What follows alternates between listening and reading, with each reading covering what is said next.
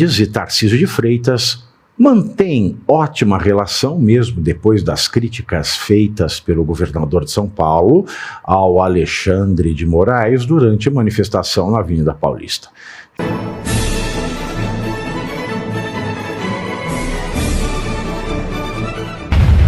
Assunto, meu querido colega Paulo Capelli, aqui do Portal Metrópolis.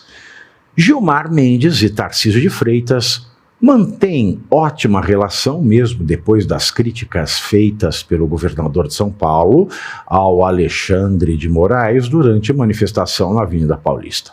Gilmar e Tarcísio conversam com frequência e, no último diálogo, falaram em tom amistoso sobre um novo hospital que pode ser inaugurado em São Paulo.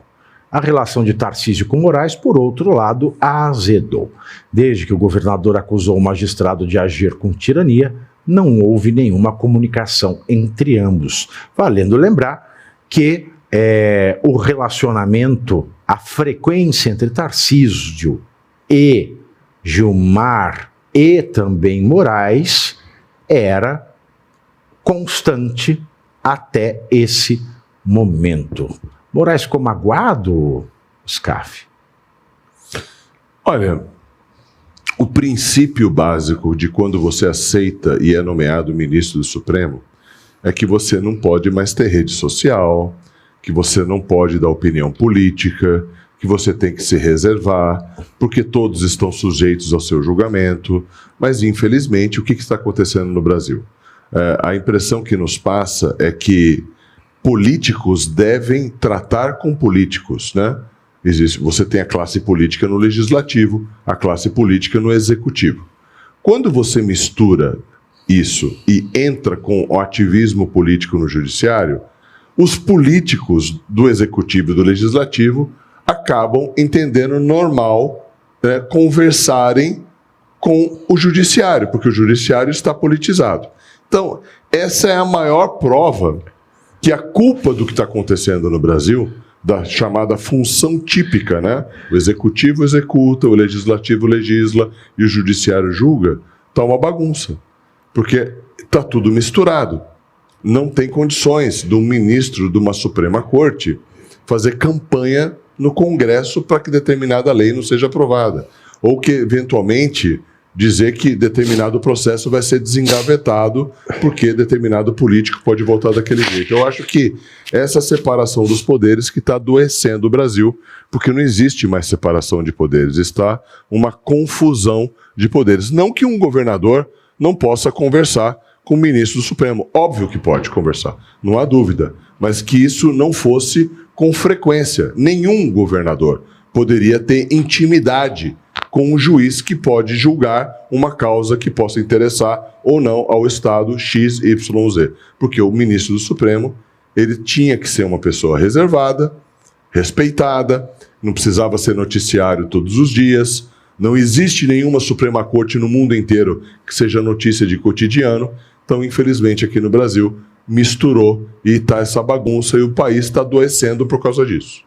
Agora, tem uma matéria interessante, Scaff, que o Cláudio Dantas publicou hoje, mais cedo. Eu vou ler essa matéria aqui para vocês. Eu achei muito interessante esta notícia. Silvio Costa Filho, que é ministro do Republicanos no governo Lula, defendeu na noite de ontem, terça-feira, em um jantar que reuniu empresários e advogados de esquerda, a volta do financiamento privado das campanhas no Brasil.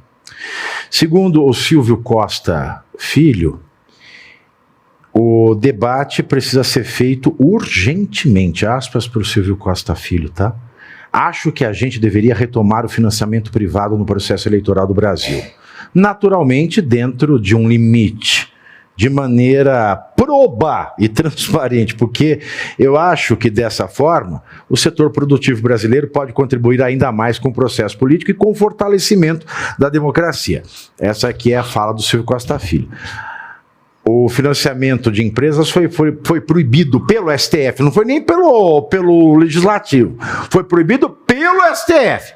No país em que a Constituição fala que a gente só é proibido de fazer alguma coisa ou obrigado a fazer alguma coisa em virtude de lei, O STF é que proibiu o financiamento privado, instituiu o fundo eleitoral. Ideia do Barroso. Ideia do Barroso. E volto a dizer aqui, eu lembro que nos primórdios dessa ideia, eu lembro de ministros como o decano do tribunal dizendo que se o financiamento público fosse aprovado no Brasil, proibindo-se o privado, quem tomaria conta da eleição do Brasil seria o narcotráfico. O fato é que o STF proibiu e ninguém nunca mais falou desta tese do narcotráfico comandar as eleições no Brasil. Eu não sei por que isso foi dito, mas foi dito. E foi dito através do finado Reinaldo Azevedo. Tem arquivos do que ele escreveu, do que ele disse, à época, o finado Reinaldo Azevedo passou este recado. Mas mudou, do dia para a noite isso acabou, mudou, eu não sei o que aconteceu. Eu estou dizendo aqui que eu estou curioso para saber. Agora, aí depois que o STF ele proibiu, né, ou em 2015... E ele proibiu assim que a Lava Jato começou a expor, né, a promiscuidade entre autoridades do PT e empresários. Né? Aí o Congresso aprovou o financiamento público, criou o fundão eleitoral e a gente vê, né, a festa da uva que é. Só que é o seguinte, o que esse pessoal quer, o meu amigo Scarfe? Ao que parece, esse pessoal ele quer permitir o financiamento privado sem abrir mão do público. Os dois. É! Olha que legal. O que você acha dessa? Olha, financiamento público de campanha é exatamente você fazer uma panelinha para saber quem é que vai ser eleito ou não. Porque como é que uma pessoa de fora do staff político vai conseguir uma cadeira, sendo que o presidente do partido que determina para onde que vai o dinheiro pago pelos impostos, né, quer dizer, o dinheiro dos impostos vai para um fundo público que vai para os partidos determinarem para quem eles vão eleger. Então, na verdade, é como se o dinheiro público tivesse destino certo e escolha. Você não pode entrar nessa panela, você está de fora. Agora, o que acontece? Financiamento público de campanha é completamente desproporcional e ilegal, na minha visão. O que tinha que ter no Brasil, como democracia, é fazer com que o setor produtivo, as pessoas, escolhessem para quem elas vão ajudar. Empresas, pessoas físicas, pessoas jurídicas, mas nunca o pagador de imposto financiar indiretamente aquilo que ele não votou, aquela pessoa que ele não conhece, que fica com esse poder concentrado nos presidentes dos partidos. Então, o fundo público de campanha, ele só interessa a quem já está na política. Porque você que não está na política, dificilmente vai ser escolhido para usufruir disso, que é lei. Né? O pior de tudo é que isso é lei. Né? E você, como é que você vai crescer? Como é que você vai despontar na política se você não estiver dentro de um partido e for escolhido para esse fundo que é de todos? É um fundo que vem dos impostos. Então, eu não sei em que lugar do mundo isso acontece. Sinceramente, eu gostaria de saber. Mas na maior democracia do mundo, que é os Estados Unidos, o financiamento é privado, o lobby é permitido e cada partido ganha uma eleição. Que vença o melhor, que vença o mais competente. Lá se pode falar de tudo. Você pode falar mal do político, mal do agente público, porque é você que paga ele. Então, eu acho que financiamento de campanha, está certo, o ministro Silvio, tem que ser privado, mas tem que tirar o público. Exato, que é uma moda, né? A pessoa quer ser pública, mas não quer ter a crítica pública. Ah, sim. E o que é pior ainda, quando a gente vê... Vou usar a palavra no sentido que o Gilmar Mendes usa para aquele que desvirtua a questão jurídica, etc.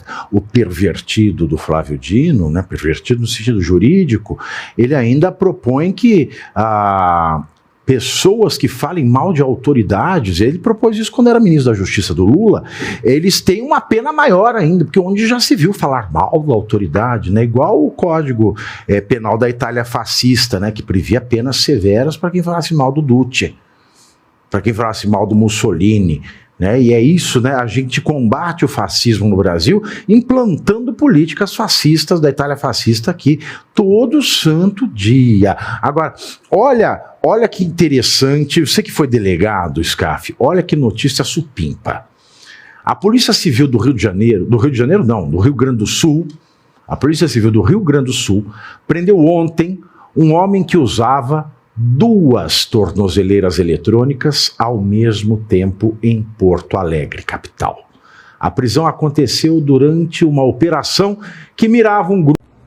E você aí já está preparado para ter todos os argumentos para dizer que Marx não foi um cara legal, para dizer que o comunismo não é um lugar para diversidade, para desmontar essa grande fake news histórica da esquerda, que é repetida por nossos professores de história, de geografia, de sociologia, que é repetida nas universidades, que é repetida nos livros.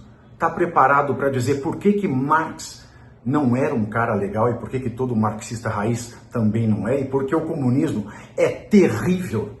Você já leu nos Anais de Marx? Pois é, aqui nesse livro você vai encontrar tudo o que você precisa saber para responder aquele sabichão que diz que Marx é um cara legal, pois não é. Leia agora, nos Anais de Marx, a trolha do comunismo transviado para encaçapar idiotas. À venda em todas as livrarias do Brasil, pelo site ou nas lojas físicas. Não deixe de ler.